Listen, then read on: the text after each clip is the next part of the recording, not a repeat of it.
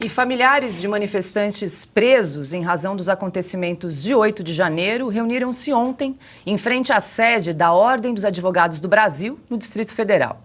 Eles entregaram ao OAB uma carta aberta pedindo a liberação dos detidos e o direito à ampla defesa. Gabriela Rita, porta-voz do grupo, falou com exclusividade para a Revista Oeste sobre o ato. Nós queremos a individualização das condutas e o respeito a essas pessoas que nunca responderam um processo, que não tiveram passagem pela polícia. E nós sabemos as situações graves que estão acontecendo no Brasil. Pessoas que já tiveram 7 passagens policiais, que estão matando crianças, permaneciam soltos em liberdade.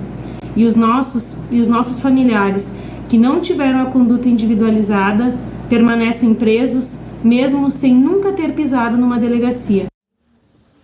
Eu vou pedir para a produção exibir a carta aberta que foi assinada por esses familiares dos presos que estão em Brasília. Eu vou ler um trechinho aqui. Aspas. Jamais defenderíamos a impunidade. O que buscamos é a justiça, a punição na exata medida dos eventuais crimes cometidos.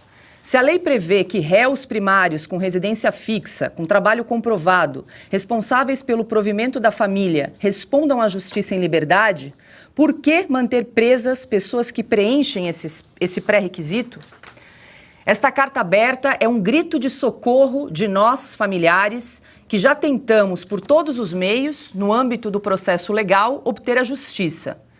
Entre os presos por mais de 90 dias estão um idoso com câncer que necessita usar fralda, idosos com comorbidades, autistas, mães com filhos menores de 12 anos, pessoas com problemas psicológicos, cardíacos, diabéticos e com debilidade motora. Tais situações já foram apresentadas inúmeras vezes com os devidos laudos à justiça e foram ignorados. As comorbidades sequer constam na decisão que manteve essas pessoas presas. Respeitamos o Supremo Tribunal Federal, a Justiça e as entidades que sustentam o Estado Democrático de Direito. Exatamente por isso, queremos jogar luz à situação dos nossos familiares para restabelecer o respeito a princípios básicos do arcabouço jurídico brasileiro. Silvio Navarro.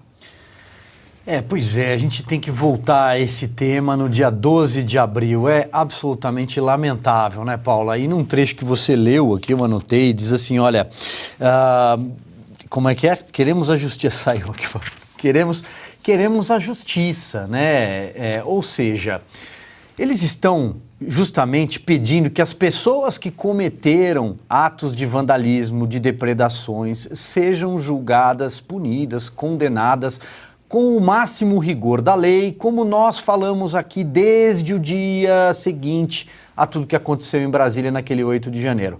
Nós não passamos pano para ninguém que cometeu algo fora da lei. Ocorre que só aqui na Revista Oeste nós temos reportado casos como esses. Pessoas que não tiveram a conduta tipificada, individualizada devidamente, pessoas que estão presas há mais de 90 dias, como diz a lei, portanto estão presas de forma irregular. Tem casos de pessoas doentes, com comorbidades, autistas, pelo que foi lido agora há pouco, idosos, pessoas que não têm acesso aos seus advogados, à ampla defesa. Então, Paula, veja, não adianta os ministros do Supremo... Nessa semana, por exemplo, o ministro Alexandre de Moraes e a presidente da Corte, Rosa Weber, foram à Papuda, foram aos presídios, né? Tem até uma cena do ministro experimentando ali uma quentinha. Isso foi divulgado, saiu na imprensa de modo geral. Não adianta eles irem lá fazer esses gestos e simplesmente não tomarem uma decisão que já passou da hora de ser tomada, que é libertar os presos políticos. Essas pessoas se tornaram presas políticas. Tudo isso vai passar algum dia, vai ficar para páginas ruins da nossa história, tristes lembranças.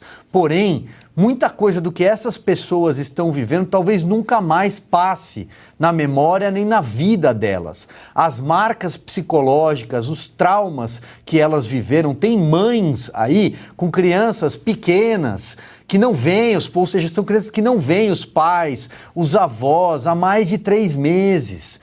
E não estamos falando de criminosos, de facções criminosas que estão lá aterrorizando o Rio Grande do Norte, o Rio de Janeiro, nem do PCC. Nós não estamos falando do Sérgio Cabral, nem de outros políticos que foram condenados e já estão soltos por corrupção, por pilhar os cofres públicos.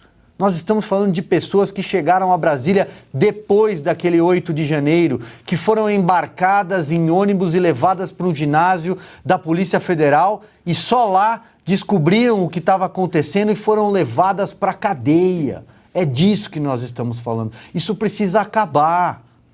A gente precisa chegar aqui neste programa e falar: acabou, não tem mais nenhum preso político no Brasil.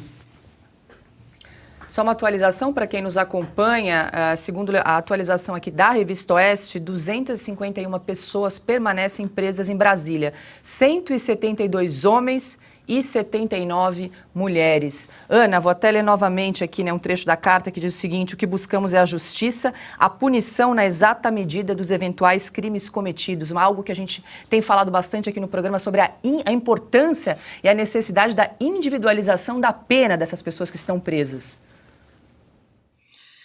Paulo, eu acho que o Silvio toca no ponto da gente olhar para o futuro, né?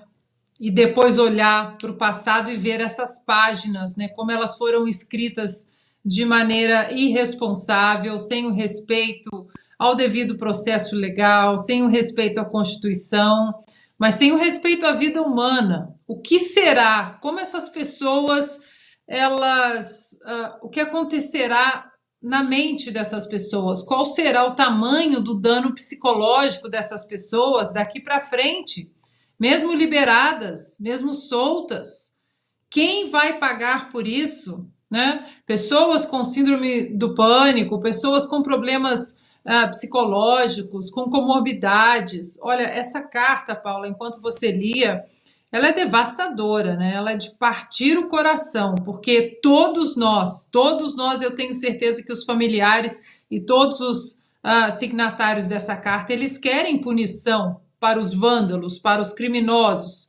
Eles querem uma investigação séria, como nós sempre defendemos aqui. Desde o dia 9 de janeiro, nós falamos: opa, queremos investigações e queremos a punição severa da lei para aqueles que cometeram crimes, para os vândalos, mas inocentes, né? Quanta gente entrou naqueles ônibus sem saber, né, para onde aqueles ônibus estavam indo, quanta gente chegou lá na praça, né, lá onde os ônibus estavam depois de toda aquela confusão. Então, Paula, se não há amplo direito de defesa, se não há o respeito ao devido processo legal, nós estamos sob um regime, num estado de exceção, porque só regimes totalitários não respeitam o devido processo legal. E se pensarmos em toda a linha do devido processo legal, uma pessoa sem ter sido julgada, sem ter sido condenada e estar usando uma tornozeleira eletrônica e tem medo de ir na farmácia e aquele dispositivo apitar, que isso? Isso é apenas cenários e eventos de regimes totalitários. Onde está a imprensa, a OAB, os advogados, né? Isso é tudo muito perigoso, né? Nós precisamos, antes de qualquer coisa, defender a Constituição. Uma nação sem o devido respeito à Constituição, sem o devido respeito ao império das leis, é uma nação fadada ao fracasso. Né? Não há reformas, investidores, discussões parlamentares, não há absolutamente nada num futuro a médio e longo prazo que possa corrigir, né, o descalabro de um regime totalitário que não respeita a Constituição e o devido processo legal, que traz essa insegurança jurídica que abraça absolutamente todos os setores da sociedade. E esse dano psicológico, quem vai pagar por isso, Paula? Quem vai pagar pelo imenso dano psicológico dessas pessoas?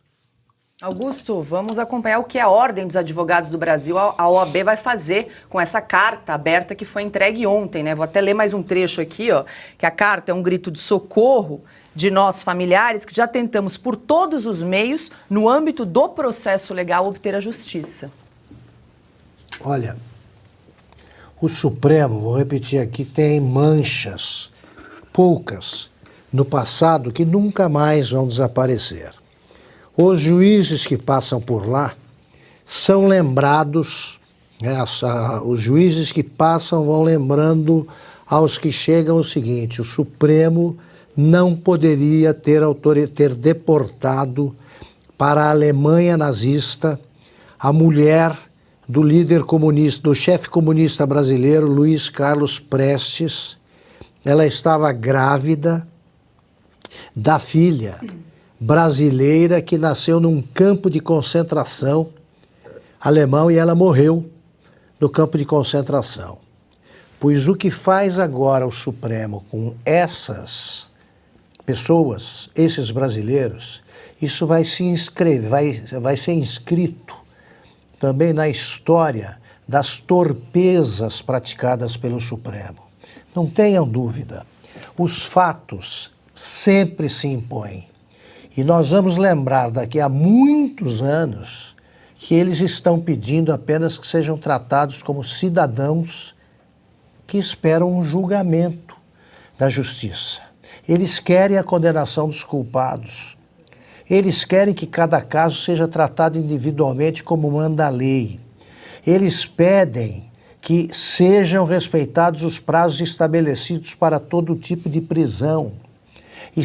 Existem presos em regime fechado, na Papuda e na Colmeia, ainda mulheres e homens, e existem os presos num novo tipo de prisão domiciliar especialmente cruel, porque aos efeitos inerentes à prisão domiciliar você tem agora a humilhação, que é imposta pela obrigatoriedade do uso da tornozeleira eletrônica. Essas pessoas moram em cidades pequenas e não saem de casa para não serem expostas sem terem feito nada. Já o próprio ministro Alexandre de Moraes confessou que não se achou prova alguma de que eles participaram de algum ato criminoso. Essa história de atos democráticos vai ser provado na CPMI que isso aí é uma balela, não existe essa lei. Isso é uma interpretação autoritária ou totalitária de um gesto qualquer praticado por um ser humano.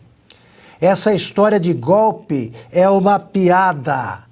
Seria pela primeira vez um golpe praticado por civis desarmados, sem nenhuma articulação militar.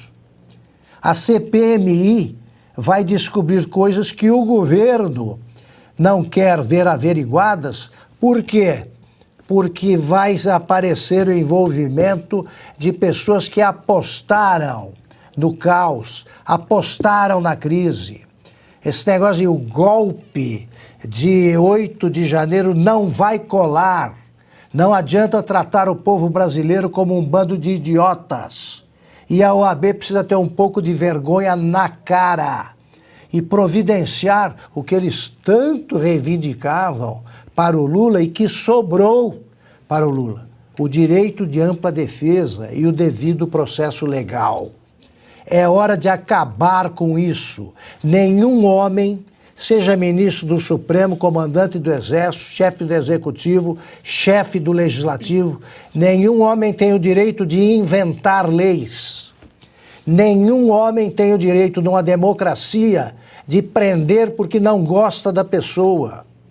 Não são juízes os ministros do Supremo. São ministros eleitos por um único voto, do presidente da República, com a chancela da sabatina do Senado.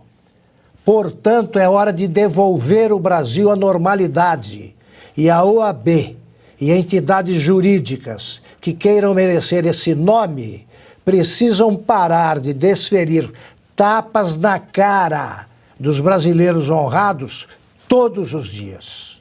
Enquanto isso, estão soltos os bandidos do Petrolão e do Mensalão, vários deles pagos por nós em cargos de ministro e na presidência da República.